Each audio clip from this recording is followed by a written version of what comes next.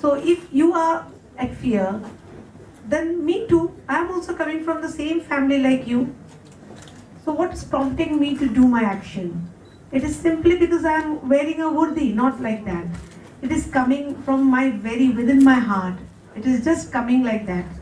So I feel like it is a big challenge for us, for the entire police system. And then if you say like our challenge, well, we are so small in number. Like if you want to be heard, you have to sing the song quite loudly or in chorus. But we are having such a dismal proportion that is just perhaps 6.11% to the entire police force of India. We are only 6.11%. I mean, in your Calcutta, not in every state. And in your Calcutta, you should know that we are only 3% of the entire total police force. So you see us very seldom, and you see us in various uniforms. Sometimes khaki, sometimes in white, sometimes in sari. That gives you a picture like women police are in very confused state. What to wear. My manners, and that's why good afternoon to all of you. It's always a pleasure to come to iLead, and I've been here when it first started and things have changed a lot and for the better. Okay, and my questions are, say for instance, not only gender discrimination, but how upright and how righteous and how far can you go? Is it true, or is it only my imagination that women are more righteous than men? Or is it just because I have to prove something? Sometimes being a woman in the film world also, you work harder and you try to be a lot more righteous because you're a woman, you have something to prove. Men take a lot of things for granted. Men accept a lot of things. Being a woman, I've seen that, sometimes when you protest, people say, "Hey, ye to." It doesn't matter. She's a woman, she's there only to protest, she's not so important. How much of that discrimination do you face? And if you are upright, if you try to fight, is it only men also get transferred, but women too? And can you really fight for your rights? That is exactly what I wanted to ask her. Your film shows that the woman wins over the men. See, the woman, when she joins the police force, has to fight against society, has to fight against the force. It's not just the officers, you have the men also. You have to be an idol for them also, because a lot of those men are not people who are used to women in power. Thank you. While I was doing my research for this film over the years, because the process that I usually adopt is when I begin to say some change, some important changes happening in the behavior pattern of the society, I try to find out why it is happening the way it is happening. And over a period of years, I find little stories and eventually the dot gets connected and the story comes out. That's how it happens with every script. So over the last 3-4 years, once I was in a district in Madhya Pradesh, and there was this lady IPS officer, DIG, posted there.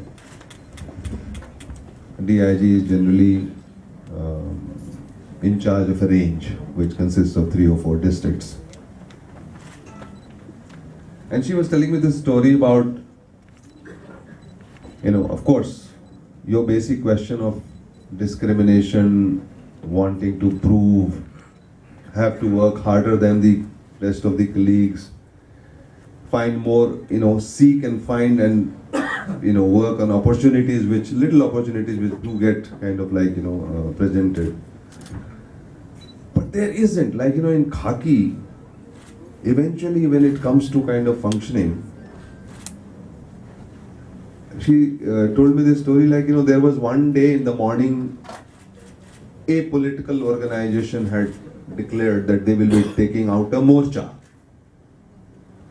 So police bandobast was done on the highway and cops were there, constables. And there were very provocative, messages coming from this fundamentalist, hard-hitting political organization. And she had warned them that, as long as you follow the routes and the rules, I will not bother to stop you, but if you break it, I will break you. And it was just a woman. And then at some point of time they started breaking the barricades and they started shouting and throwing stones, and she came to the spot. When she came to the spot, seeing her, they got even more enraged, the leaders, and they started shouting more slogans, and they actually tried to burn one of the police vehicles. And she did not wait for her constable. She said, "Lathi charge," and she took a lathi and she started the charge herself. Now, until then, the cops who were there, I don't look at myself as a reformer, I'm just a storyteller. I don't want to be laden with such dogmas. I'm a simple storyteller. I find interest in society, which is my main subject, and I am interested in understanding why things happen the way they do.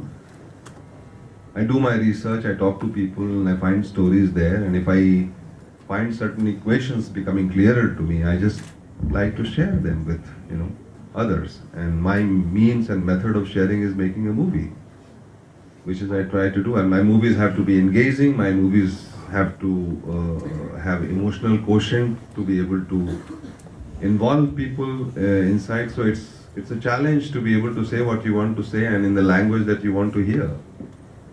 So it's always a process of learning as far as the technique of cinema storytelling is concerned for me. But I take this challenge. I really find it enlightening to work every day and to learn every day.